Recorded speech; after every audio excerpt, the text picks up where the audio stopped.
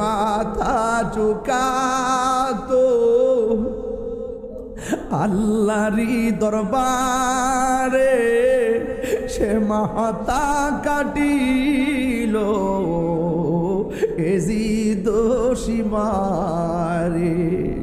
যে মাথা ঝুকাতো আল্লাহরি দরবারে, সে মাথা কাটিল এজিদ সীমারে।